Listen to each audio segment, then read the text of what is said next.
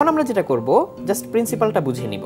ওকে, মনে করো এই দিক থেকে একটা লাইট আসলো, এসে যদি এই আয়নাতে পড়ে তাহলে কোন দিকে যাবে? নিচে যাবে। নিচে যাবে। এবং এটা আমরা চাইলেই একটা লেজারের সাহায্যে দেখাতে পারি। ওকে, এই দেখো আমরা এই লেজারটা আমার হাতে মারি, দেখো হাতে মারলে ডাইরেক্টলি স্ট্রেট লাইনে আসে। স্ট্রেট লাইনে আসে, তারপরে সোজা লেজার থেকে আলো আমার হাতে চলে আসে। কিন্তু এইখানে যদি আমি একটা আয়না ধরি তাহলে আলোটা কই আসবে? নিচে। দেখি তো আয়নাটা দিয়ে। তাহলে দেখো তুমি আয়নাটা এখানে ধরো, ধরে আস্তে আস্তে নিচের দিকে ঘোরাবে। রেডি? তাহলে এই যে আয়নাটা আস্তে আস্তে নিচের দিকে ঘোরাও, আরো নিচে আরো নিচে। এই যে দেখো টেবিলে চলে আসলো। এই আয়নার এই টেবিলে এখানে ফেলো, তুমি যেখানে ফেলতে চাও সেখানে এই আলোটাকে ফেলতে পারবে, তাই না?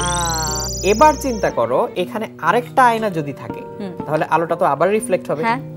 তাহলে এখন মনে করো তোমার সামনে এরকম একটা দেয়াল আছে। এরকম একটা দেয়াল থাকার কারণে তুমি দেয়ালের ওই পাশে কি আছে কোনো কিছু দেখতে পাচ্ছ না। কাজেই আলোটা যদি উপর থেকে এসে কোনো একটা আয়নাতে রিফ্লেক্ট হয়ে নিচে নামে এবং সেখানে আরেকটা আয়নাতে রিফ্লেক্ট হয়ে তোমার চোখে যায় তাহলে তুমি ঠিকই দেখতে পাবে। তাহলে এইরকম দুইটা আয়না এই জিনিসটার ভিতরে আটকানো আছে। তাহলে এই যে এখানে উপরের আয়নাটা আমরা দেখতে পাচ্ছি আর এই যে নিচের আয়নাটা আমরা দেখতে পাচ্ছি, এই দুইটা আয়না এই যে দেখো আমি তোমাকে দেখাচ্ছি ঠিক সমান্তরালে আছে।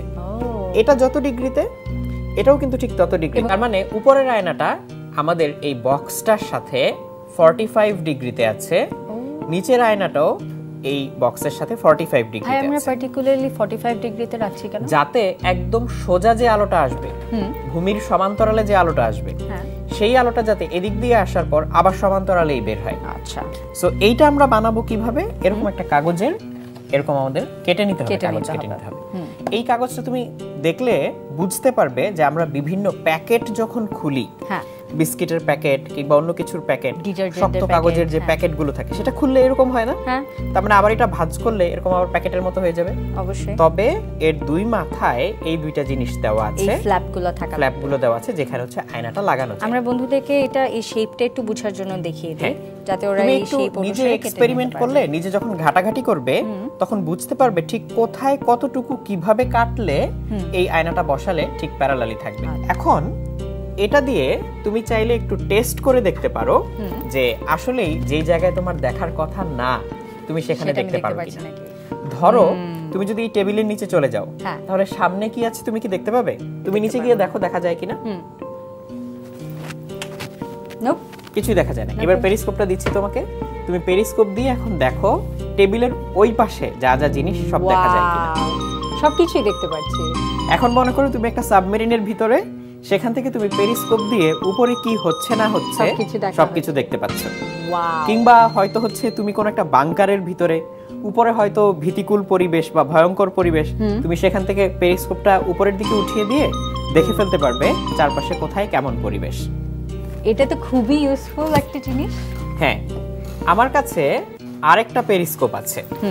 এই পেরিস্কোপটাও হচ্ছে বাজারে কিনতে পাওয়া যায়, তুমি বিভিন্ন গিফট শপে খুঁজলে পাবে। এটা একদম সাবমেরিনের যেগুলো উপরে, হ্যাঁ সেরকমই একটা। কিন্তু এই অ্যাপারেটাসটার নাম কি? এই পুরো জিনিসটাকেই আমরা পেরিস্কোপ বলি। তার মধ্যে এই দুই মাথায় থাকে হচ্ছে রিফ্লেক্টর। আচ্ছা, রিফ্লেক্টরেই থাকে হচ্ছে একটা আয়না অথবা একটা প্রিজম। আমি এটা এনেছি হচ্ছে গিফট শপ থেকে, আর এটা নিয়েছি হচ্ছে বিজ্ঞান বাক্স থেকে। আর এই পেরিস্কোপটাতে তুমি দেখতে পাচ্ছ যে দুইটা আলাদা টুকরা। এইটা কেন? কারণ আমি এর মাথায় এটাকে জুড়ে দিয়ে এটাকে বড় করতে পারবো।